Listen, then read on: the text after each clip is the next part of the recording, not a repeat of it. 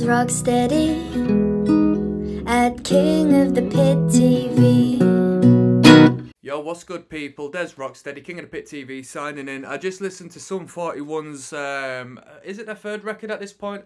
Potentially it's their second LP, because people call, Half Hour of Power an EP, but it didn't seem like it was an EP when I listened to it, but that's what people say.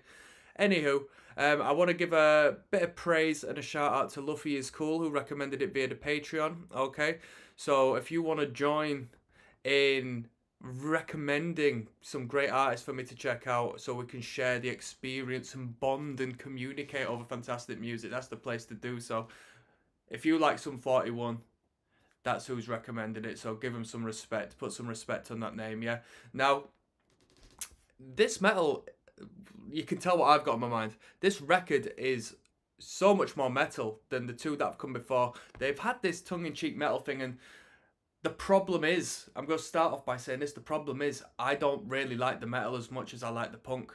I want to hear more punk stuff, some more pop-punk driven music, because I think their songwriting's fantastic in that regard. The metal stuff, I'd rather leave that to the metal bands. But that being said, it doesn't devalue the act whatsoever. Just my personal tastes are a little bit different. So from the get-go, I'm going to say this is fantastic, but it doesn't generally appeal to me like the last two records did, unfortunately. But that's not to say I didn't enjoy it. There was some great ideas on this record. There was some fantastic tight playing, instrumentally speaking. So the metal and the tremolo picking and the triplets and so forth, the gallops and whatnot, they were played through an overdriven guitar as opposed to like an overt, distorted, you know, mega beast of a tone. So it came out really tight and precise, and you could hear the precision of the picking, which is, you know, brilliant. These dudes can really do a good job as far as being technically able to produce great music. I think Rick Rubin was on the literal production of the record, which, man, what hasn't Rick Rubin touched, you know what I mean? The Hell Song was a good tune. Over My Head, Better Off Dead was a good tune. Still Waiting was a good tune, so they were the music videos. Thanks for Nothing was a good tune. Hooch, I really like the outro section of that.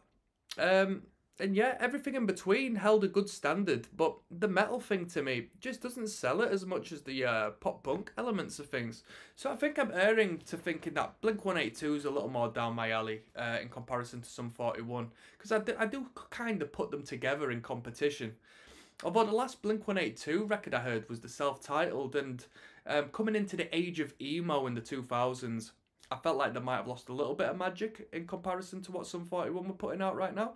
So it's up for debate. But yeah, a lot of metal on the record. I think the Rain in Pain Heavy Metal Jamboree, track number 13, I don't think that should have even been bothered to put on, or they shouldn't have like used it as a joke, because the rest of the record was actually just like more or less metal anyway.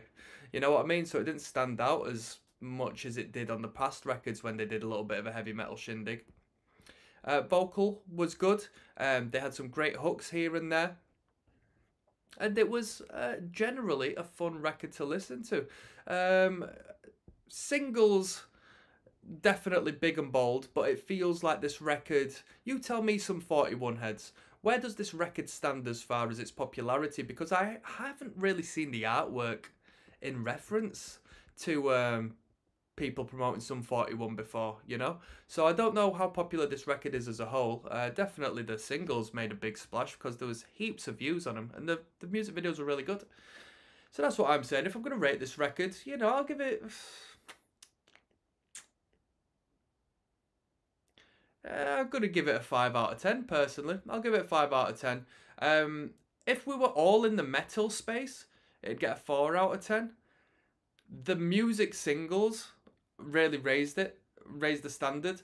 The ones they did, and I know Still Waiting, I think it was, which was like a metal tune in itself, at least the verse section was, it worked, you know, it worked.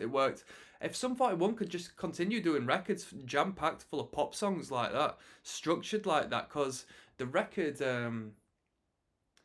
all killer, no filler. That was just like songwriting 101. It was hit after hit after hit. I really enjoyed the way they were writing on that record. I'm really curious as to where they've gone from here on the next record. Have they gone even more metal? I'm really curious, so I'm going to have to continue on my journey, but I'm going to sign out now. So I'm going to say peace, one love, people. I'll see you on the flip.